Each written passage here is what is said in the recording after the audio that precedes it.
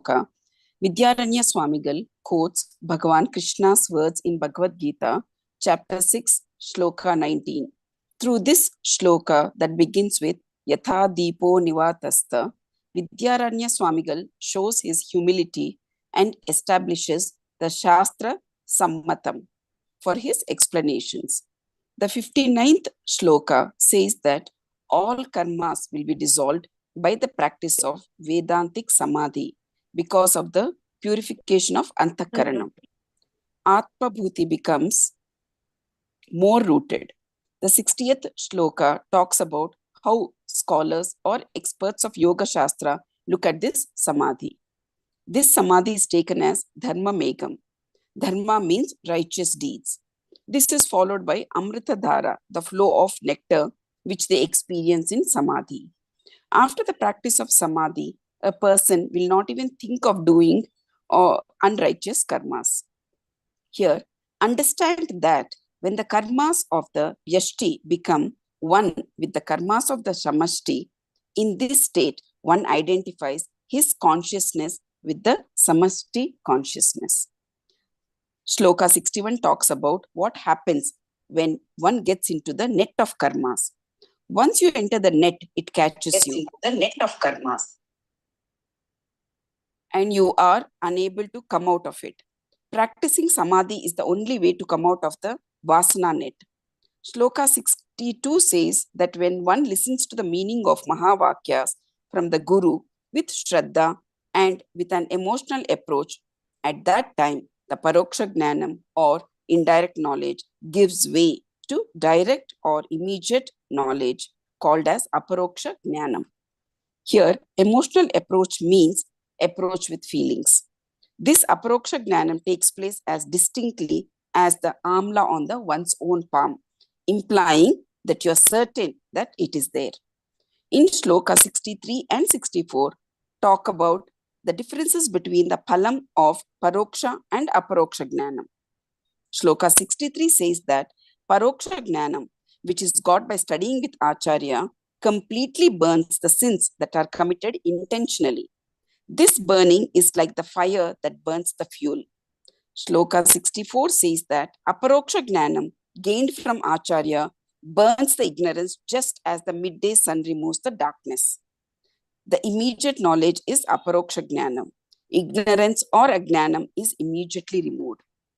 With the 65th shloka, this Tattva Viveka Prakaranam chapter is concluded. It is concluded stating that supreme bliss will be attained by studying the text properly with Shraddha, and there will not be any cause repeated migration, transmigration.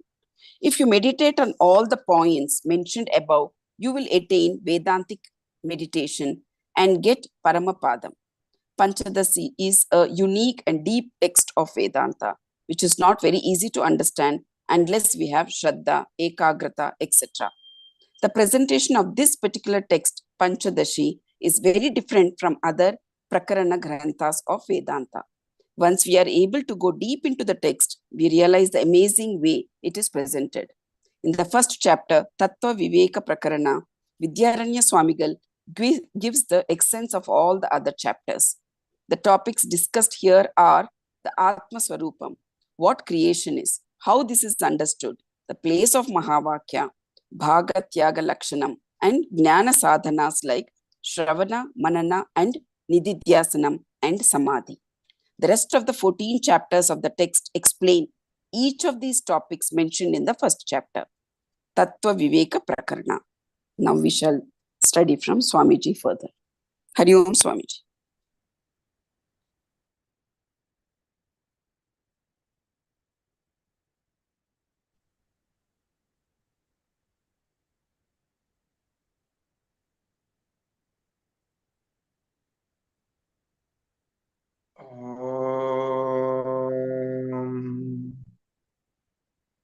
Shrudismritipurananam karunalayam namami bhagavat padam shankaram lokashankaram Shankaram Shankaracharyam Keshavam Badarayanam Sutra Bhashya Kritau Vande Bhagavanto Punah Punah Ishvaro Gururatmete Murti Bheda Vibhagine Vyomavadvyapta Dehaya Dakshinamurtaye Namaha Shri Dakshinamurtaye Namaha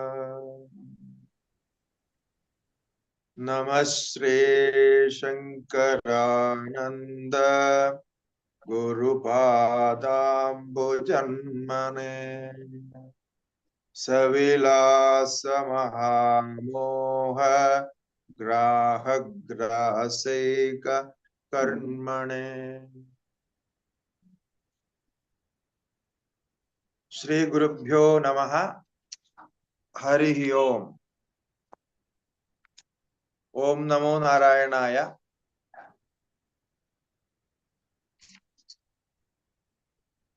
We have completed the first chapter, which was the summary of whole Vedanta. Now, other 14 succeeding chapters are the mere elaboration of what we have studied in first chapter. So, we have to remember the ideas conveyed in this first chapter. So, for that, whenever you get time, you can go through it as a review. However you repeat it, by meanings of slokas and the special messages conveyed there, all those are very important.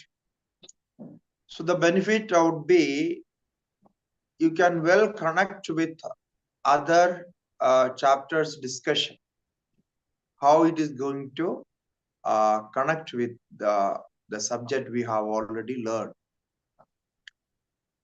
Really speaking, in Vedanta, there is not much to talk. That's the problem with the Vedanta. So what we already discussed, we will discuss in various ways from various aspects. The central subject would be the same. Therefore, in one way, we can say we are learning something new in this new chapter. But in other way, we should say the same thing is learned in a different, not with a different perspective and different point, view. So that is the speciality of Vedanta, because we have only one Brahman, and the definition of Brahman is Sat Chit Ananda. So the existence, consciousness, bliss absolute. Now, once you know what is existence, what is consciousness, what is bliss, then the Vedanta is completed. Now there is nothing to learn more about it. Then the next step would be you can try to experience that, go more into that, deeply thinking on that, applying more effort mentally, intellectually to grasp it clearly. So that is actually we say sadhana. Now we can see in the second chapter, Vidyaranya Mahaswamikal will explain the creation on that perspective of sadhana. So how we are going to understand the creation now? Till today, we were talking about the creation as samsara. No, the creation is making all the problems and sorrow, all these things in our life. This creation is making our life miserable. But that is one point, one experience, one side of our experience. The other side is, even with these experiences, we are learning something. This is the positive effect of this creation, our life, what we are leading. So they have every experience of pain and other things. From that we learn something. So every experience is teaching us that this is the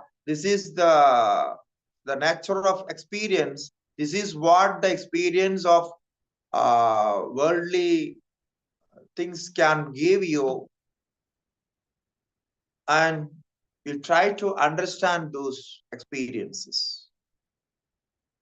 And in this experience, we bring all our whatever we connect with our life.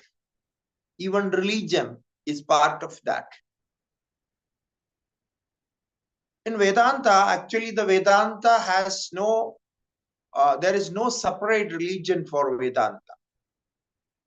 Vedanta has no connection with the so-called religion, a religious practice, because Vedanta's central point is Satchidananda. So you are directly connecting yourself with the existence of yourself. Now, your existence, the actual existence, has no connection with other things. It is completely free from all these odd things. Therefore, the actual Vedanta teaches very less. No.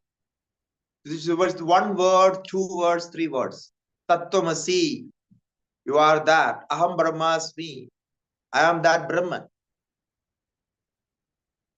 Satchidananda. Nashivoham.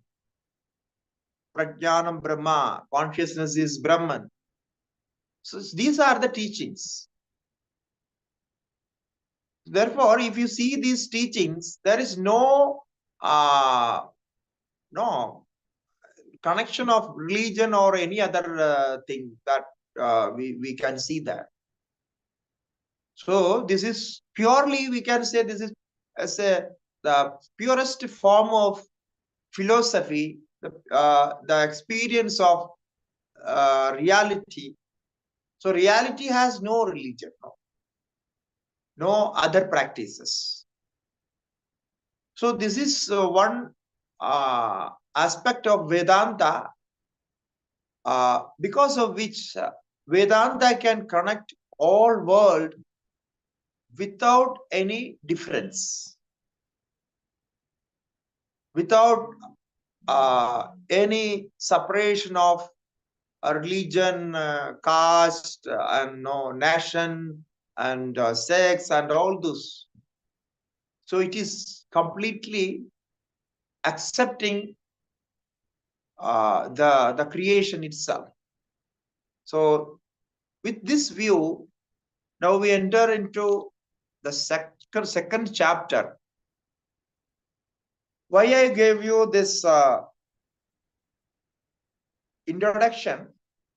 Because in second chapter you can see, as I said, based on creation, how we can practice sadhana and enter into the reality of consciousness existence. So we know that the 5 elements are the cause, the fundamentals of this creation. 5 elements. Now, how these 5 elements are there, we call it, these elements are inert. Inert, there is no consciousness. So matter. 5 elements are matter, no, connected with matter, Prakriti. But these 5 elements has existence as nature of that existence. So Sat. Now Sat is the manifestation. Now how Sat is manifested, that we can see through this 5 elements creation. Now, if there is creation, there must be intelligence. Because without knowing, there cannot be any creation. So the matter cannot create itself because matter is inert itself. It has no manifestation in that. So manifestation comes when intelligence works through. So the Sat part of Brahman, which is existence. So existence manifests as 5 elements. Then the 5 elements manifest all other elements and all other physical part of the creation. So we call it tamas. We already know there was the word used to tamas, sattva, raja, and tamas. Now when we talk about 5 elements, we say that tamas, the 5 elements are created from tamas. So these 5 elements are tamasikas, manifestation of tamas. So tamas aspect of Prakriti. So now you see that the core existence as Brahman become Prakriti, and the tamas part of Prakriti is manifested as 5 elements. And why it is tamas? Why we call it tamas? This we have already learned that tamas means which prevents knowledge, which is not helpful, which is not helping to gain knowledge, which is preventing knowledge. So the tamas aspect of Prakriti prevents knowledge. So the all other manifestation expect existence. We see only existence in inert beings, inert things, what we see outside. So that is because tamas is there. We can't see the intelligence working there. And then rajas and other things are there. Now our point is, this existence which is there even in inert beings, inert things, the material manifestation, even in the material manifestation, the existence is there. Now this existence is the same existence of Brahman. If existence is there,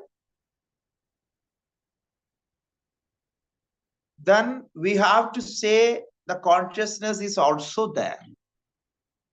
why this existence, consciousness, and bliss, Sat Chit Ananda, is the nature of Brahman, the essential nature of Brahman. Now, among these three aspects of Brahman, three natures of Brahman, one cannot stay without other,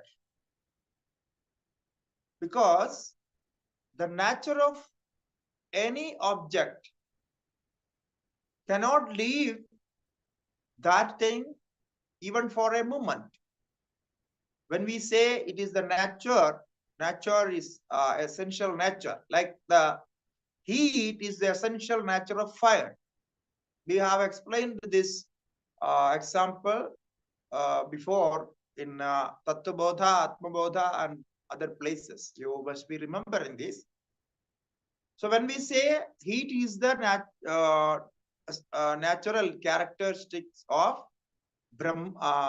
fire. So now fire cannot stay without heat. So we have to say where there is heat, there is fire element. Similarly, when we say nature of any object, that will not stay without that characteristic. So this is the theory. We have to accept it. Now, if Satchidananda is the nature of Brahman, then we have to say, and undoubtedly we can say that one part of that would not stay separated from that, apart from that Brahman. So now if existence is there in the matter, then the consciousness and the other two parts must be there, because the existence cannot stay without consciousness and the bliss. But then why it is not experienced? The reason is, though the existence is there, consciousness and bliss also is there. But because of this material, the manifestation of matter has some limitation that cannot express and manifest the consciousness. That is the difference. It's when unmanifested consciousness is there, unexpressed bliss is there, even in that existence. That must be there, because we can't separate the nature of Brahman. We cannot separate one part of nature of Brahman. So, if existence is there, the consciousness ought to be there.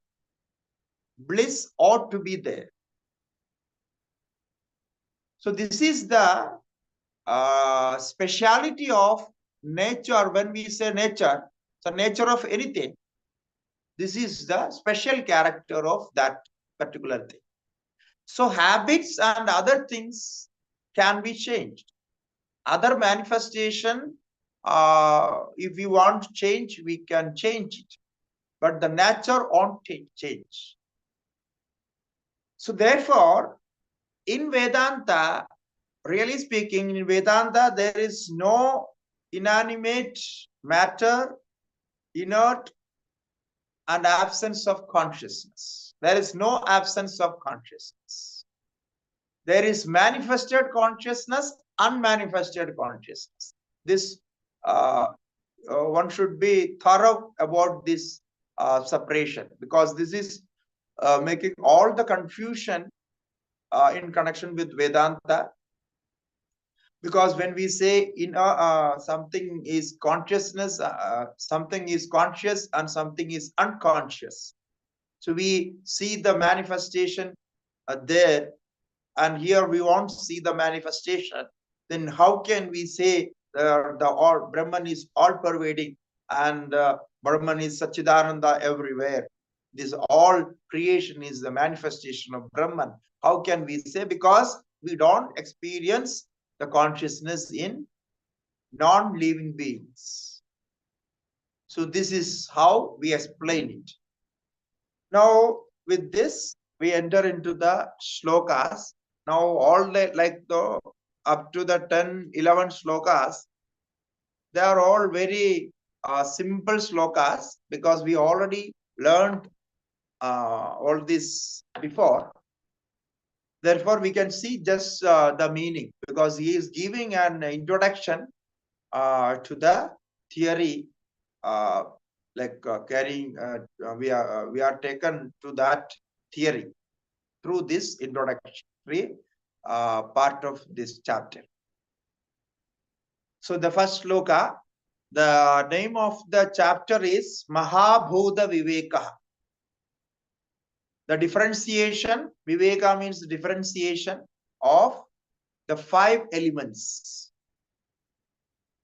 The differentiation of the 5 elements. Now 5 elements are from physics. The 5 elements are physics, connected to physics, and the differentiation is connected to intellect. It means our knowledge about that elements, those elements. Now what is here, what Vedanta is here to learn? We won't see any Vedanta in this, because it is purely elemental physiology. There is nothing special in this. But you will see how even this elemental and this physics is changed into Vedantic practice. Even through this Bhautika Jnana, the knowing all these 5 elements and other manifestation, you can enter into Vedanta and experience that. So that is how we are going to learn in this chapter. This chapter has 109 shlokas. No? It's a bigger chapter, but the last chapter, first chapter only, there are 65 shlokas. Now we have 101 shlokas. Sadadvaitam shrudam yattat pancabhutavivekataha bodhum shakyam tato bhuta panchakam pravivachyate. Sadadvaitam shrutam yattad pancabhutavivekataha. The Acharya says, we have heard about the non-dual Brahman as Sat, existence. So this we have already learned. Sadadvaitam Shrutam. So we have already heard about the non-dual Brahman as existence Brahman. Yattad Panchabhuta Vivekataha. How we learned that? By discrimination, by discriminating 5 elements and knowing the creation of 5 elements. So we have discussed this in first chapter. So yattat panchabhuta vivekataha. By the process of discrimination of 5 elements, we have learned this much. Bodhum shakyam tado bhuta panchakam pravivachyate. Now tataha bhuta panchakam vivichyate. Bodhum shakyam. Now it can be ascertained by that knowledge. Tado bhuta panchakam. Even by this panchabhuta viveka, we can get that knowledge directly. Therefore, tataha bhuta panchakam vivichyate. Now, we are going to discuss the bhuta panchaka, five elements,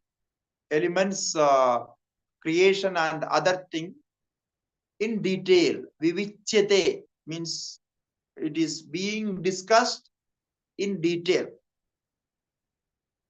So Brahman has many forms. Many forms when we say existence, knowledge, and bliss. And based on those Satchita Ananta, Brahman creates everything by the support of Maya. So the Maya is the creator, the actual creator. So it creates all different forms and experiences. But even through that, we can get that knowledge of Brahman, Sad Brahma Advaitam, the non-dual Brahman, how that non-dual Brahman exists, we can get into that. Therefore, we are going to discuss that matter. So this is the first sloka. Now it is continued with the second sloka. Shabdasparshau ruparaso gandho bhoda guna ime eka dvitrichadu panja guna vyomadi shukramat. This also we learned in Tattvabodha, Atmabodha, and the first chapter also we had a little bit of discussion of this. So Shabdasparshau ruparaso gandho bhuda guna ime eka dvitri chadu panchagunaha vyomadishu kramat. So these five elements, in five elements, vyomadishu. Vyoma means akasha, ether, air, fire, water, and earth. These are the five elements you already know. And they have respectively Shabda, Sparsha, Rasa, Rupa, Rasa, Gandha, Gunas. So these are the properties or qualities, special qualities of each bhuta respectively. Now, ether, Akasha has Shabda Guna, and air has Sparsha Guna. Sparsha means touch. And fire has Rupa Guna, color, form. And water has Rasa Guna, taste. And lastly, earth has Gandha Guna, smell. So this we already know. There is nothing new. And now, little more explanation on this connection. The next sloka, third sloka. Pradidhvanir viyachabdo vayo bisidi shabdanam.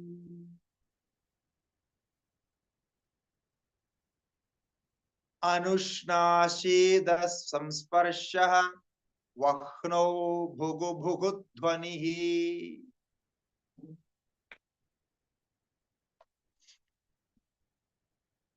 So pradidhvanihi viyat shabdaha.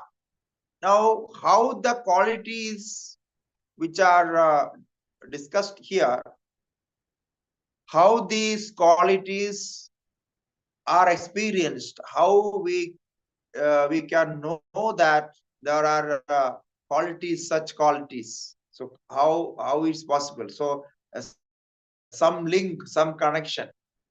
So he is bringing some connections through which we know the sound is there in the Akasha. The Pradidhvanir Viyat Chabdaha. So the echoes, Pradidhvani means echoes, revibrations. So pradidhvanihi viyat shabdaha. It is created, it is formed in space, akasha. So space can only cause an atmosphere for creating a vibration of sound. When we say the sound is created in space, it means sound cannot be created anywhere else. That is the meaning. Only in space sound can be created, as we say that. Therefore, actually space is not creating sound. We can say space can only cause an atmosphere, make an atmosphere there for creating vibrations of the sound, from where sound is produced. So this is the idea here. Pradidhvanihi viyat shabdaha. Viyat in this, viyat means akasha, ether. So therefore, there is no direct perception of sound in air. So we have to infer that the sound is produced in akasha because nowhere else it can be produced. So pradidhvanihi viyat shabda. Only akasha, space, can produce this sound. That's why the idea. Now, this sound is there even in air. So air has these two qualities. Now, in the last sloka, it is said, ekaha dvihi. So space has one quality as sound, because sound is created in space. And air has two qualities, shabda and sparsha. How it is? It is said, it is expressed here as vayav visidi shabdanam anushna sida sparshaha.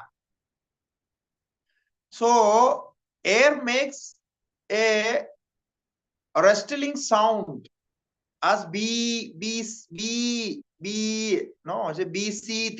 BCT Sanskrit says like the sound of the air when air moves. So it makes zzz. No, this is the sound which makes the rustling sound of air when it moves. And it has no hot and cold. It means the original touch of air has neither, it is not hot, and it is not cold. So neither hot, neither nor cold. So there is no cold, there is no hot in air, the actual experience of air.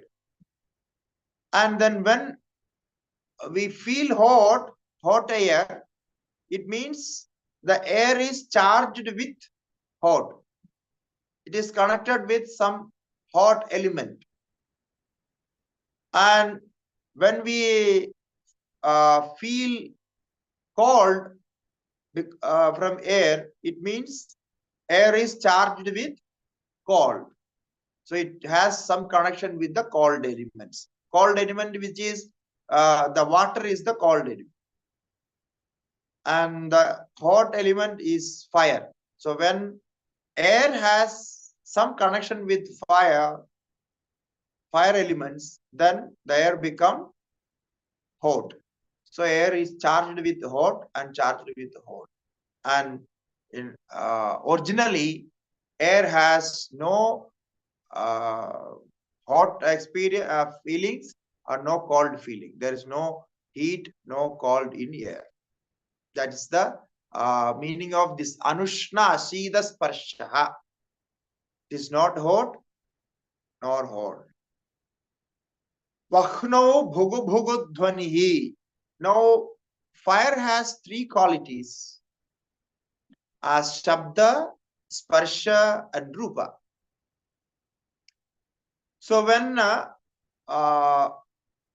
flame of fire makes a sound like a crackling sound, no?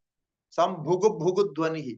Bhugu bhugu, that's the sound it makes. So the sound is there. Then it is continued with the fourth sloka. Ushna sparsha prabharupam jale bulu bulu dhvanihi. Shedaspashah shukla rupam raso madhuryamiritaha. And fire has sound as bhugu bhugu, and the touch as no. Fire has ushna sparshaha, hot touch. Ushna means hot, sparsh means touch. So fire has hot sparsha as the second quality. Now third quality is prabha rupam. The light has its color. We can see a color in that light when fire is burned. The flame of the fire has that color. So that is the third quality of fire. Jale. Now in the water, bulu bulu dhvanihi. The water has four qualities. The first quality is sound, second touch, and third color, and the fourth quality is taste. So first one is bulu bulu dhvanihi. So when water flows, that sound, no, bulu bulu dhvanihi. That it is rippling sound. What we call it a rippling sound, no, that comes out of water. It is very nice to hear. Shida sparshaha, the touch of the water, it is cold. A cold touch is the second quality of the water. And third quality of the water is rupam, shukla rupam, white color. No, actually it is not white. It is like we say crystal clear. It is like there is no color in that. But that color itself is called shukla rupam. Rasaha madhuryam. Madhuryam rasaha. Sweetness is the taste of the water. It is not the sweetness of sugar. It is the sweetness of water, the taste what we feel. So madhuryam iritaha. This is said. This is all you know. There is nothing to talk about. Now, the next sloka says about earth. Bhumau kadakada shabdah kathinyam sparsha ishyate Neeladikam chitra rupam madhuramladiko rasaha Surabhitara gandhaudo guna samyak vivejitaha Shrotram tvakchakshushi jihva Ghranam chendriya panchakam. Because this sloka is connected with the next sloka as well. Bhumau katakata shabdaha. So earth has all five qualities. So the katakata shabda is the sound made from bhumi. So when you touch and beat, you will hear some sound. That is called katakata shabda. When you beat somewhere, if you beat on wood or anything, it makes some sound. So that is called katakata shabda because it is very hard. Therefore, the sound is resembled as katakata. So that is because it is very hard. Bhumau katakata shabda. Kathinyam sparsha ishyate. The touch of earth is kathinyam. Hard, very hard touch. Now you see the word hard and kathinyam has some connection. It sounds the same. Kathinyam and hard.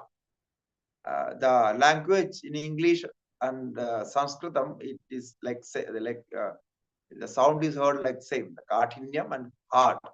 So it has hard touch. Neeladikam Chitra Rupam. And the earth has many color, variant form of color. Blue, red, and so many other colors. So Chitra Rupa Adikam, multiple colors. It's called Chitra Rupa. So Neela, blue, red, and other multiple colors are there in the Madhura Amladiko Rasaha. And regarding taste, there are sweet, sour, and other tastes. All the tastes like bitter taste and all those are there. Shadrasaha, all the six tastes are there in earth.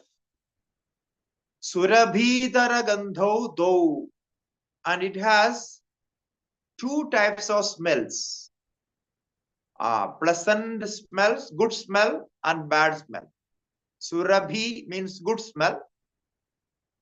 Itara means bad smell. Surabhi itara gandho. Itara means first it said good smell, and opposite of that is called bad smell. So we have only two types of smells. So that those two types of smells are also there in earth. So gunaha samyak vivechitaha. So by this we have clearly understood the five qualities of five elements. So gunaha samyak vivechitaha. Now we are going to talk about five sense organs. Shrotram, Tok, Chakshushi, Jihva, Ghranam, Cha, Indriya, Panchakam. This we already know. The five sense organs. Perceives, Shrotram, hearing, Tok, touch, Chakshushi, sight, seeing, Jihva receives taste, and Ghranam receives smell. Nose receives smell. So, smell sensation, taste sensation, and sight, hearing sensation, touch sensation. All are five different experiences. We have only these five different experiences. Now, how they are connected with the next sloka says, these five sense organs are located in different parts of the body. The locations of the sense organs. That all we know already. Karnadigolagastham dat chabdadi grahakam kramat saukshmyat karyanumeyam dat prayo dhaved bahirmukham. She said these five organs, they are located in Karnadi Golakastham. The five senses organs has five different locations. Then what they do is Tat Chabdadi Grahakam Kramat. They perceive sound and other five sound and other four objects. So sound, touch, and all those. So Shabdadi Grahakam Gramat. Saukshmyat Karyanumeyam Syat. No, it is said you cannot see these sense organs. Why? The reason is Saukshmyat. They are very subtle. They are beyond our objectivity. So these sense organs cannot receive, cannot experience the sense organ itself. The eyesight cannot see eye. No, eyesight cannot be seen. So because the sensation is there in the brain and that cannot be seen. So that is said Saukshmyat, because they are very subtle. They are connected to mind. and the functions of brain. So karya anumeyam tat prayo dhavet bahirmukhi mukha. So only by inference you know that this function is there. How you know the sense organs are functioning? By the experience through them. If you can hear sound, it means the Srotrendriya is working. If you can see outside object, it means the eyesight is okay. So like that, by inference, you can see Karyanumeya, by their functions, you will infer that the sense organs are there, that organ is working well. Now, tad prayo dhavet bahirmukhi. They are tended to go outside, to perceive objects outside. So dhave bahir mukham. Their perception is always outside. It means they perceive only outside objects. They can't see inside objects. So it is said in Kathopanishad also, Paranjikhani vetrinat swayambhuhu tasmat parang pasyatinantaratman. Because the Creator created these 5 sense organs to go out and perceive outside objects. Therefore, they are doing that, their duty. They go outside and perceive outside object. They are used to that. So that is said, Dhavet Bahirmukham. Kadachit pihite karne shruyade shabda antaraha.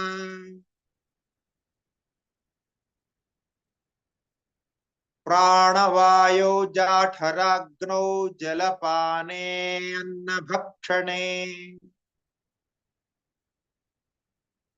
Vejyante hyantara sparsha milane chantaram tamaha. Udgare rasagandho cha akshanamantargraha. Now, this up to this 7th shloka, now Acharya brought all these 5 elements, 5 sense organs function, and 5 objects. So all these we already know what is there, how it functions and all those. And then lastly, what he said is prayo dhave bahir mukham.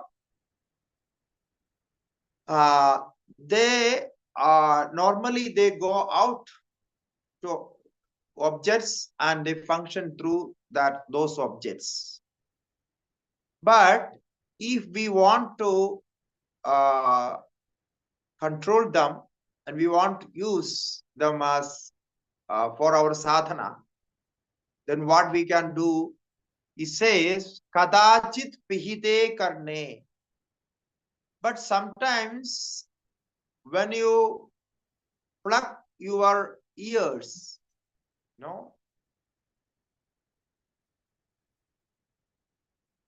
the sound is heard inside. Kadachit pihite karne.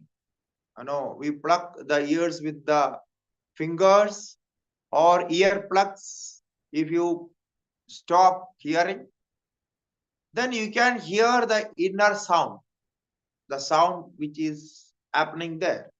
So kadachit pihide karne shruyade shabda antaraha. The inner sound is heard. You feel that you are hearing inner sound. I can actually hear, you will feel that. So this is a meditation.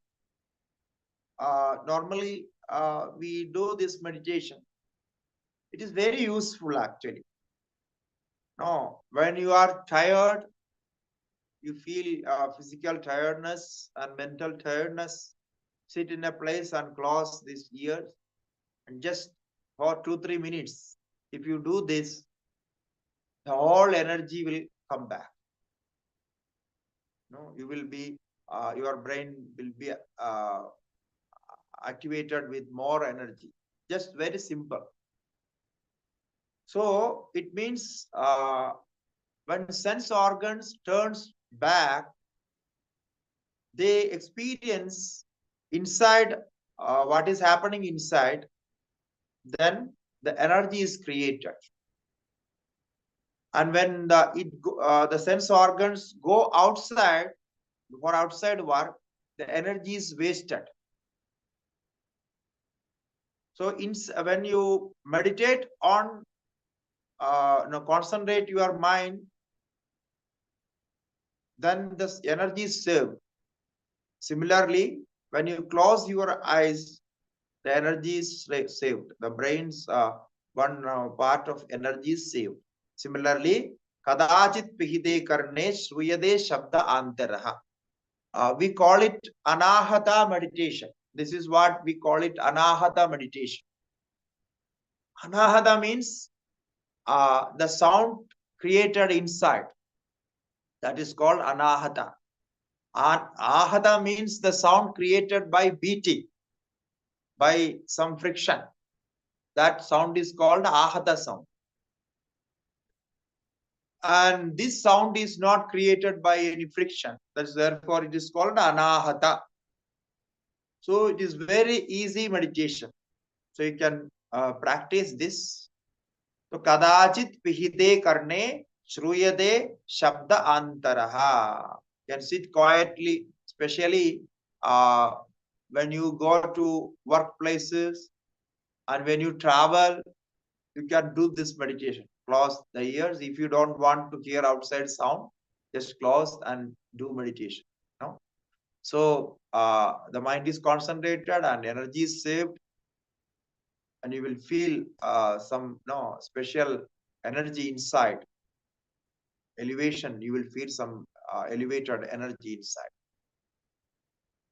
Similarly, pranavayo jatharagno. What sound do you hear?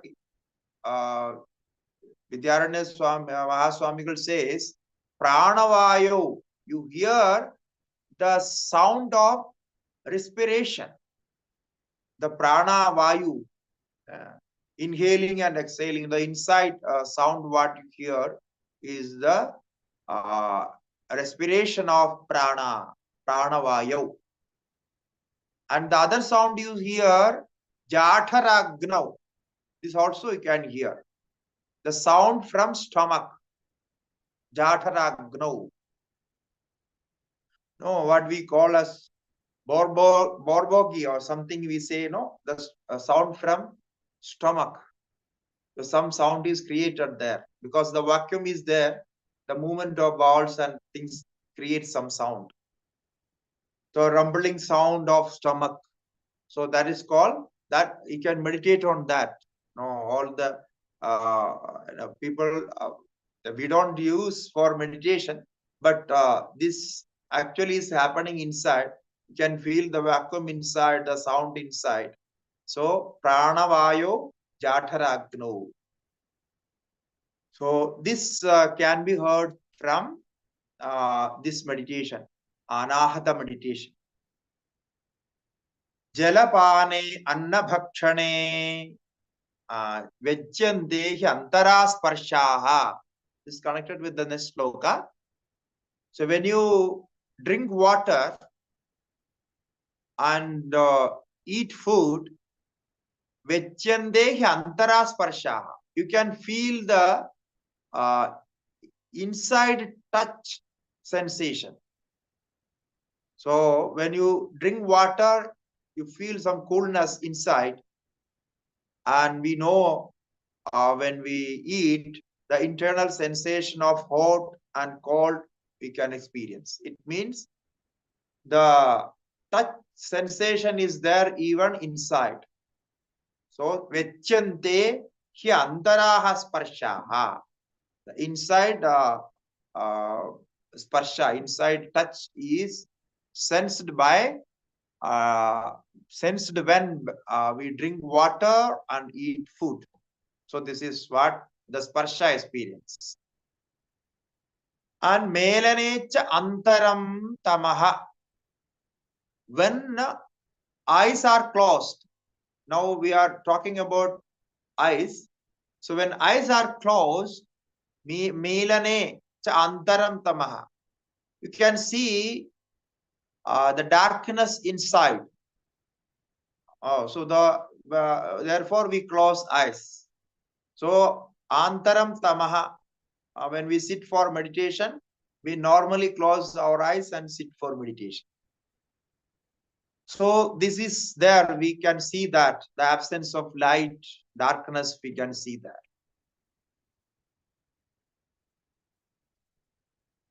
Udgare rasagandho cha.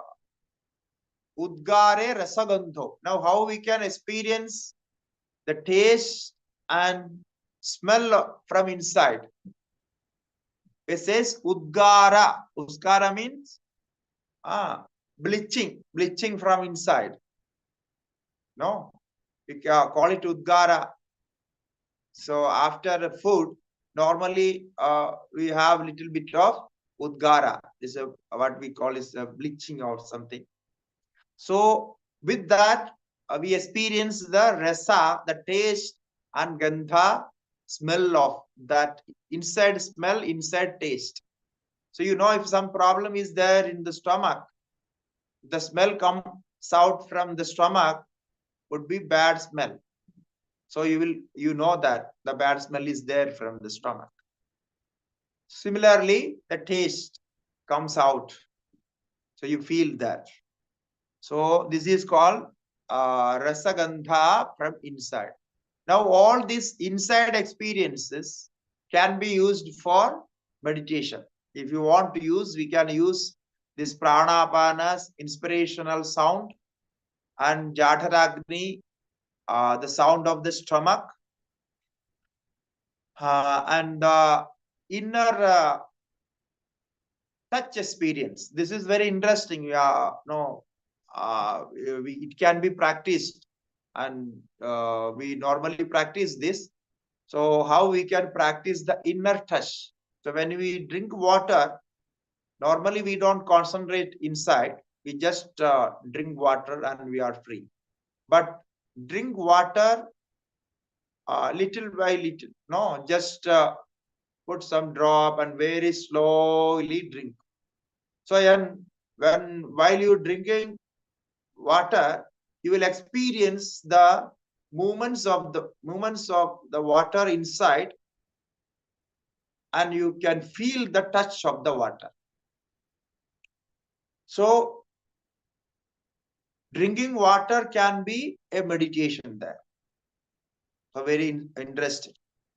And the other thing is the heat of the body. If you can experience the heat of the body, know how body is heated, the heat there in the whole body, so we can experience that heat. So meditate on that heat of the body. That is also a special kind of meditation. The touch and other things. So we don't. There is no need to feel touch of the heat or like that. You can do that also. But inside, if you want to feel, you just feel the heat of the body that we are experiencing there. So now in summer, you can specially do it, this meditation. It is there even in the Upanishad. Vidyaranya Upanishad, it is said, because you cannot do Panchagni tapas. There is a Panchagni meditation, very famous meditation in our practice, yogic practice. There is a Panchagni meditation. They burn fire in 4 places, and the meditator will sit on the middle of that 4 fire in the daytime. So the daytime, the sun is there above, and 4 fire like that. It has to be kept in a certain distance. So like that is called Panchagni. Yeah, the Panchagni. So we don't do that because that is too difficult. But we can do this meditation. Just feel the heat inside the body, inside the stomach, inside the chest, and the heat of the heart, the heat of the head. So like that, one place to another place, just move and feel that.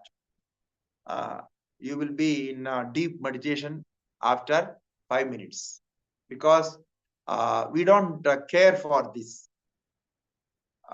We know that there is heat in our body, but we don't care for that. Now we can use that as a tool of meditation. So now he is concluding this discussion. Panchokthyadana gamana visarganandaka kriyaha. Panchokthyadana gamana visarganandaka kriyaha. Krishi vanijya sevadhyaha panjasvandarbhavantihi.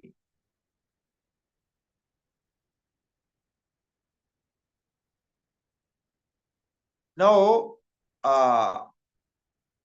we have the organs of action.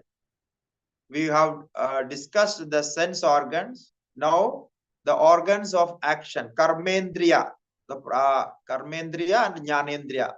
So after jnanendriya, now karmendriyas are there.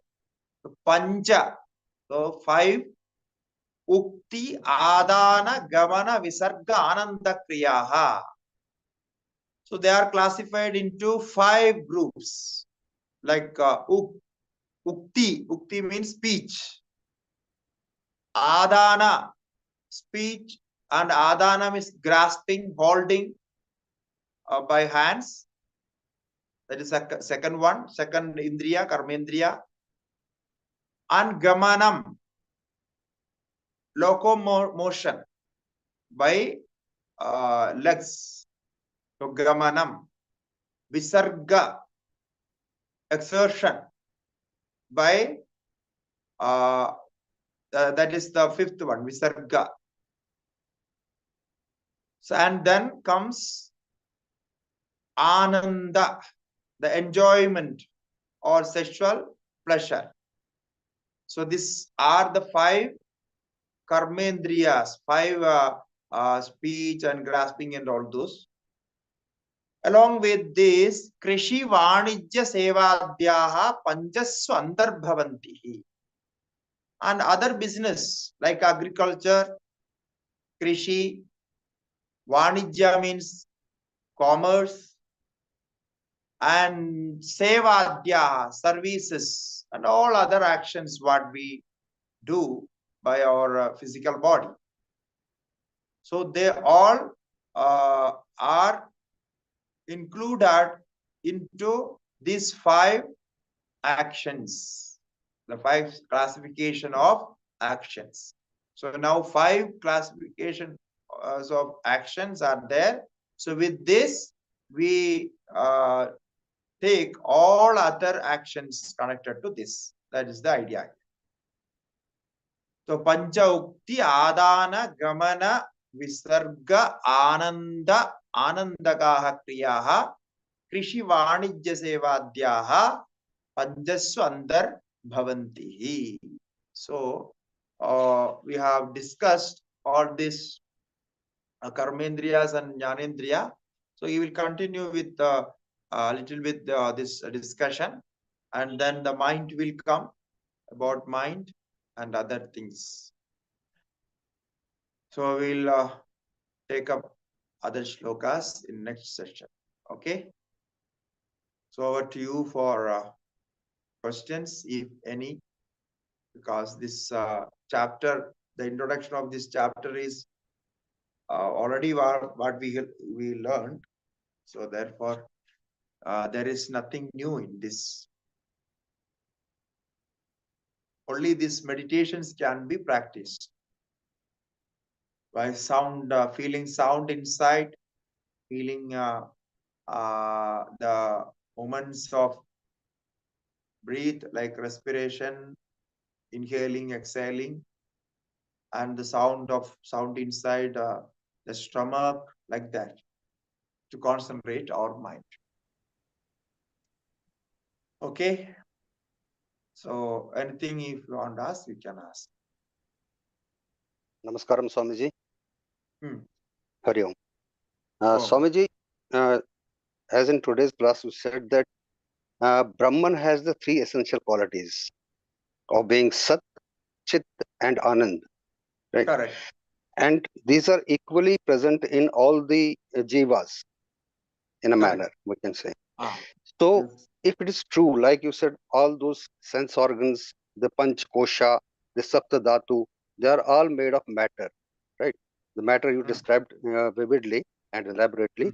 And if they are made of matter, you said that in the matter, there is tacit presence of consciousness also. Correct. Right, Swamiji? So you said that unmanifested consciousness. Unmanifested consciousness. yes, Swamiji, yes, unmanifested consciousness. And this unmanifested consciousness can be felt once we retrieve our senses inside. If they are engaged in the outside objects, we can't feel the consciousness. When we retrieve all the sense organs inside, we can feel it's a sort of meditation. So if all this is true, then how can we say that this matter of which our bodies are made, this Panch Kosha and all that this is anitya and asatya?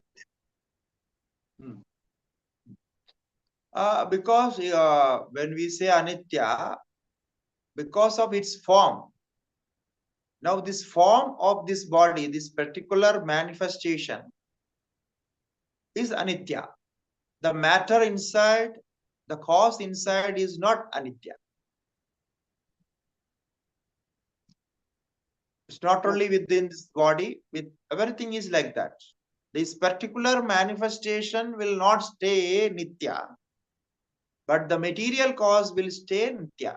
Material cause, because it is material cause is made of sat only. But the So body is sat, also made of materials, no? yeah, that is true. That is why I said, as you what you call as body, it will not stay for a long. This we can see. It is obviously we can see it. Nobody has any doubt on that. That body will stay for a long ditya or anitya. So all accept that this body is anitya. Why it is anitya? Because its form is anitya. Its creation is anitya. But the material or the cause is nitya. But the material is the building blocks of this body, isn't that? Yeah, let it be. Let it be. The material is the building block. Therefore, when we see the cause, this creation disappears. It disappears means there is no meaning of this creation. Creation is just a form. Like with the clay, you can make many forms. And the pot can be changed into clay. Or you can take another example as a gold. If you have gold, you can make many ornaments. And those ornaments can be again changed into gold. By melting it and all those. So it's like that. The cause is always cause is the main material of that will stay long. It is eternal.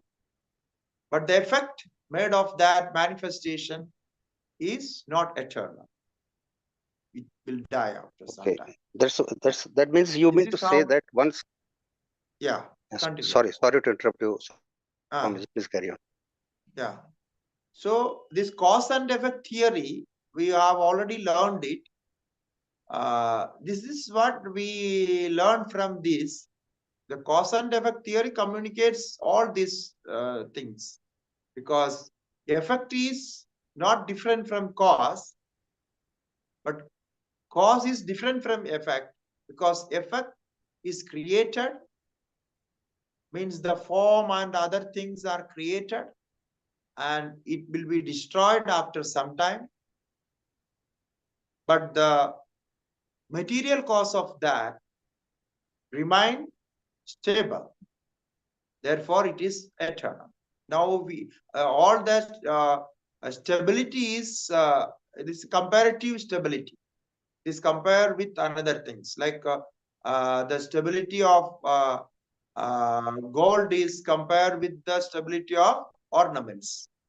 And again, if we go beyond that, the material cause of gold and the chemicals and other things, compounds of the gold, it's again it changes. It's like that. So the stability and the eternity is sometimes compared to other things. So it is a comparative sense of understanding. But if you get this cause and effect theory, this doubt is clear because cause stays back and effect changes its character.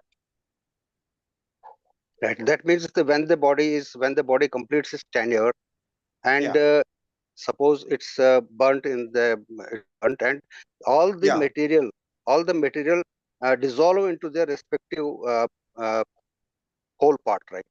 Very correct. Very correct. How it is dissolved. So it goes back to the material cause with different forms. So cause is nitya and effect is anitya. That's to say. Correct. Correct. Very clear.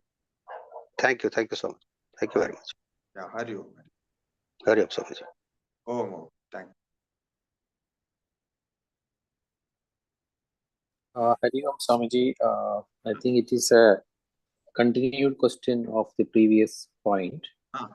Today we discussed the Pancha 5 elements has been manifested from the Tamasika Guna, and so it means that existence is manifested. So the Brahman is also present, but Brahman cannot be separate from the knowledge absolute and the bliss absolute. So identically the other two also has to be there, but it is not experienced. That two part is not experienced.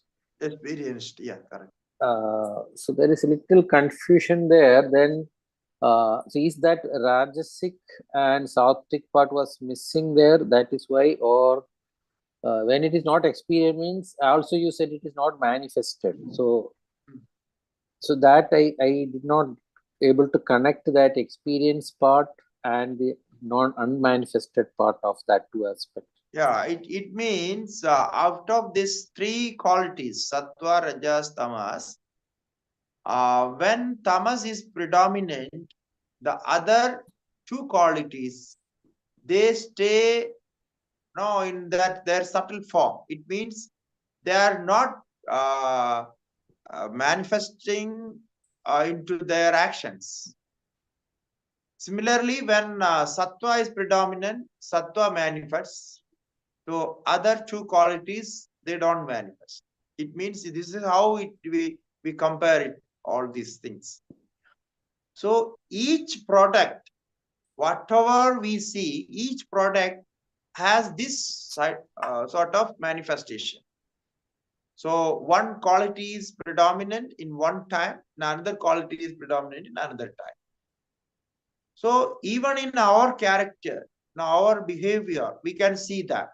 This is very obvious in our behavior, day-to-day behavior.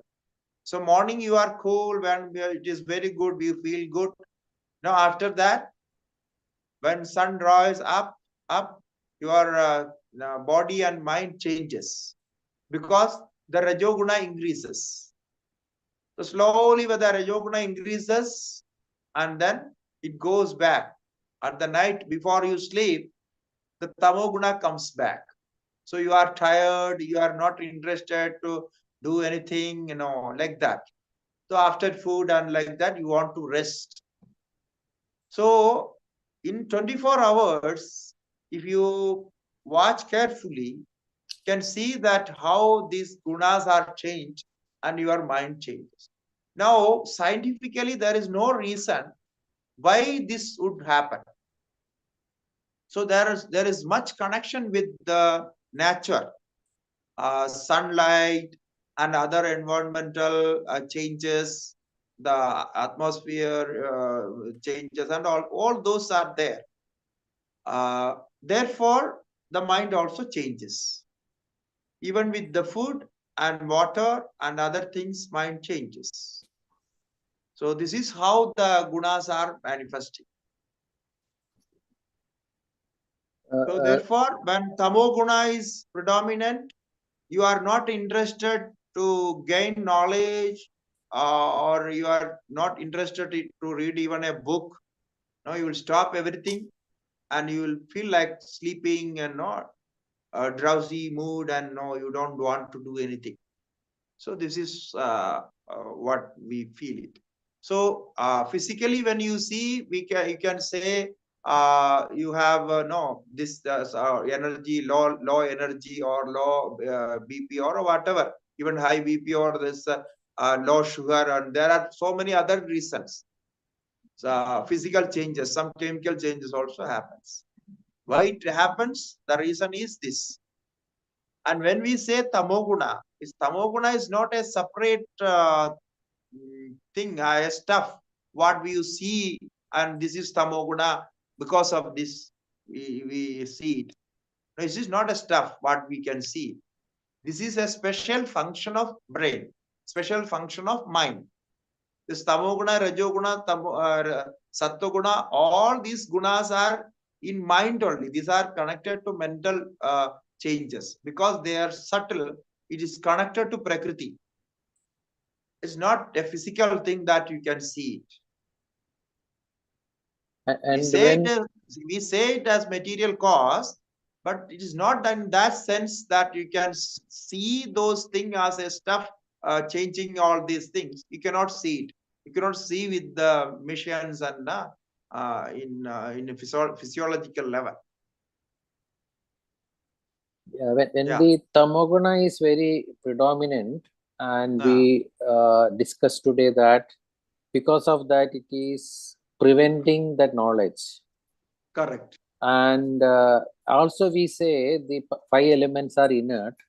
So inert material, how has the capability to prevent something? Is it a separate?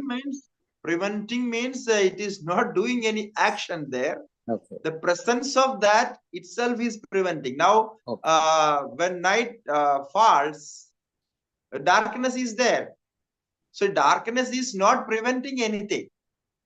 But the absence of light, when night falls, so it is darkness because you can't see it. So there is no need to be any action. Even in sunlight, there is no action. The presence of sunlight itself makes other things activated. So this is what happens. So the action in inaction. No, karmanya karma. So actually there is inaction. You see action there. Yeah, it is interesting. That point is very interesting. Thank you so much. Oh, thank you.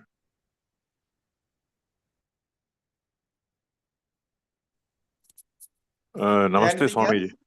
Hari Om. Hari Om. Namaste, Swamiji. Regarding this question of Prakriti being inert. So similarly, our the entire our physical body and Sukshma Sharira is all inert. Correct. So okay. So what Advaita wants to say is there is everything apart from the Chaitanya Parabrahman, everything is in it, including our Panchakoshas and the entire Sukshma Sharira, everything. Everything is inert. Karana Sharira, Sukshma Sharira, and the Sthula Sharira. All these 3 bodies are inert in their nature. Yeah. Okay. Another thing is regarding this, we say Nitya Anitya. Correct. Now Prakriti, now which we are also a part of it, is Anitya. Correct. Okay. Anitya means it is temporary or transient. So that is one thing. So can it be said as unreal? Yeah, Anitya in one aspect of that, one viewpoint, we can say it is unreal. When we define reality as eternally existing. Now, when our reality is eternally existing, then from that point of view, we can say this whatever seen outside is anitya. It is not eternal. Right? Anitya is okay. Anitya is okay, but unreal is something. Can we say that? I am saying, I am coming to that point. Okay. So, okay. Though the eternal, what is eternal? What is not eternal? Now, Yes. Anitya, and you want to say asat, no? Unreal. Yeah, unreal. Okay. Whether we can, Unreal. yeah, unreal. Unreal means what we call it unreal, because the reality is connected to nityatva. So what is real should stay there for all the functions. It means from before creation, after pralaya, after destruction, it should stay back there. Then that is called real, and which is changing always to one level to other level. That is also called satya. It is called changing reality. Now we can use this word changing reality. Means the change is also there, but it is real. Now the Prakriti, which is the material cause of all creation, Maya or Prakriti, is called changing reality. And the Brahman is called unchanging reality and eternal. So the something which is eternal must be real, and something which is perishable should not be real, because the perishable, the reality cannot stay there. But it has a reality. That reality is called empirical reality. So that the reality differ from one to another. So the empirical reality of mine is different from yours. And you have a different empirical reality. So you have a different life. You have a different approach towards life. Everything is different. This is what we call empirical reality, Vyavahara Satya. So there we don't apply this eternal theory of reality. So it is not eternal in that sense, but it is steady and stable until I accept it and receive it.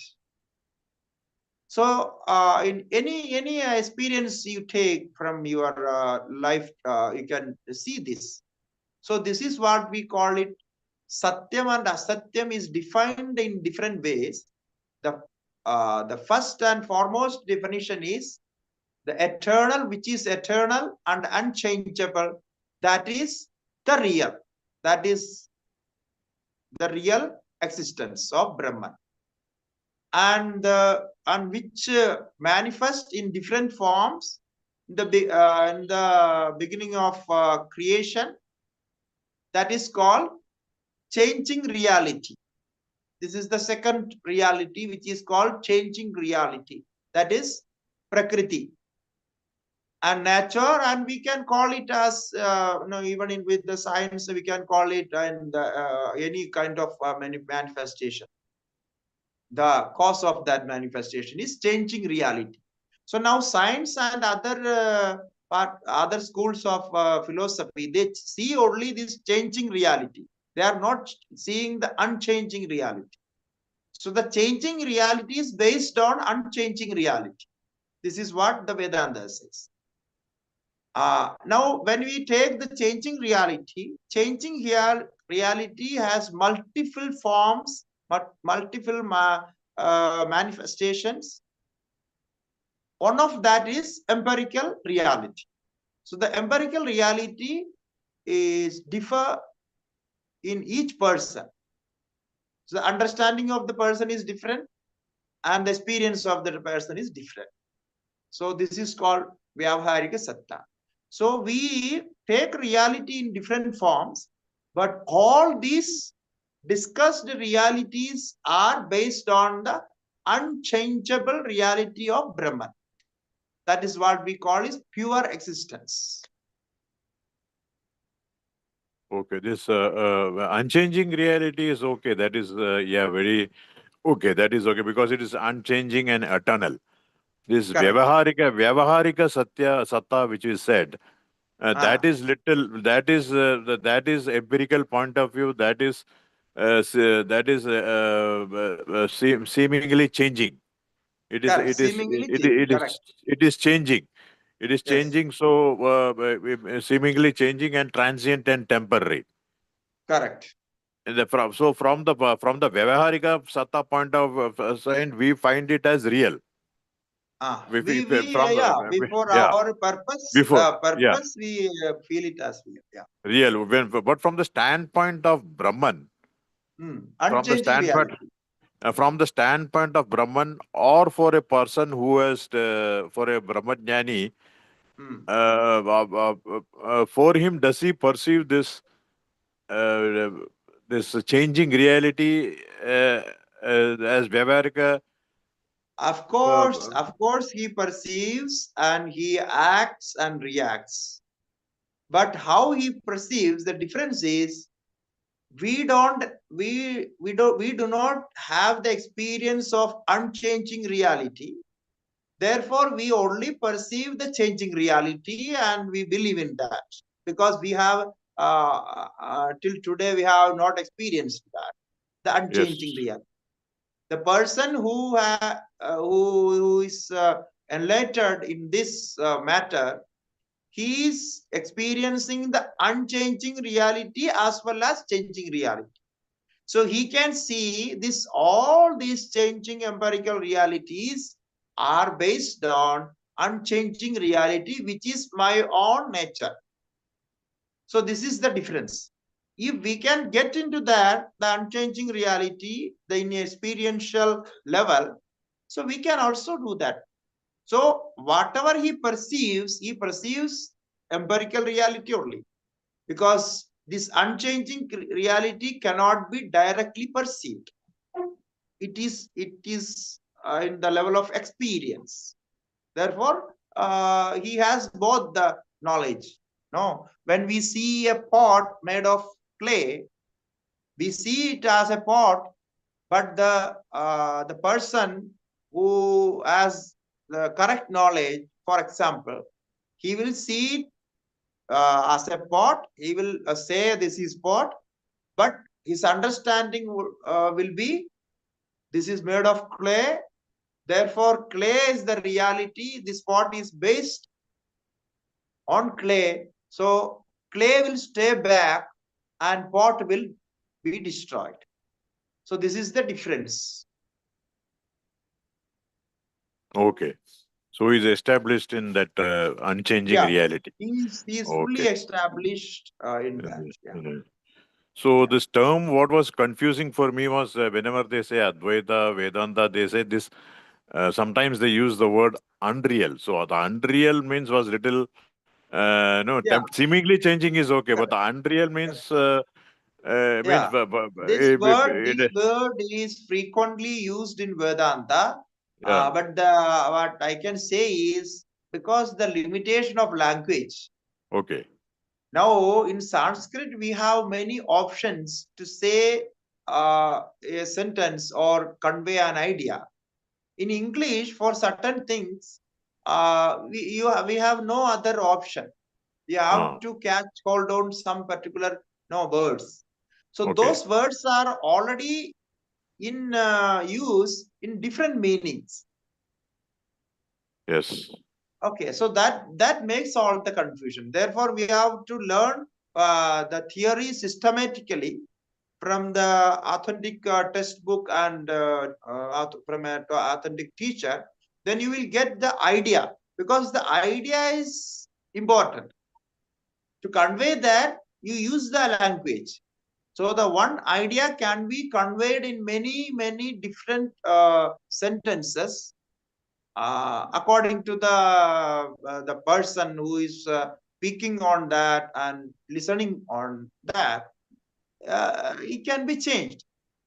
But in that case, when we want to say satyam and asatyam, we say truth and untruth. So normally we say this, but satyam is not always truth. Satyam can be said as real and unreal, reality and unreality. Satyam can be said as eternal in that sense, and Satyam can be said as Atma. Satyam Jnanam Anandam, in that it is the one main character of Sarupa Lakshanam of Atma. So this is, even the one word is in different form. Similarly, Anartham and Mithya and all those things are there. So these words are defined in our Shastras. So according to that definition, we follow. Then we will understand correctly. Okay. So yeah, because I think what you're trying to say is this. Very good. Yeah. Yeah, Swamiji. Mithya word comes. That's what the Mithya word comes. Brahma Satyam Jagat. Vidya means knowledge, knowledge and experience. Yeah, Brahma Satyam Jagat Mithya. Mithya word comes. Mithya, you are saying about Mithya. Yeah. So the Mithya word, we can say it as temporary reality. Yeah, Or temporary changing. reality we can say. You can say it is seems to be real. Seems to be real. Okay. Yeah. Okay, Swamiji. Swamiji. Okay, Ram Ram. Thanks. Thank you. Thank you. Thank you. Swamiji, time is, Thank you. Swamiji, Okay, time is, we shall we finished stop it? our time. Yeah. Yeah. We will conclude with this. Okay. Thank you all. Hari Om. Om Purnamataha Purnamidam Purnat Purnamudashyate Purnasya Purnamadaya Purnameva Vasishyate. Om Shanti Shanti Shanti. Gurubhyo Namaha. Harihi Om.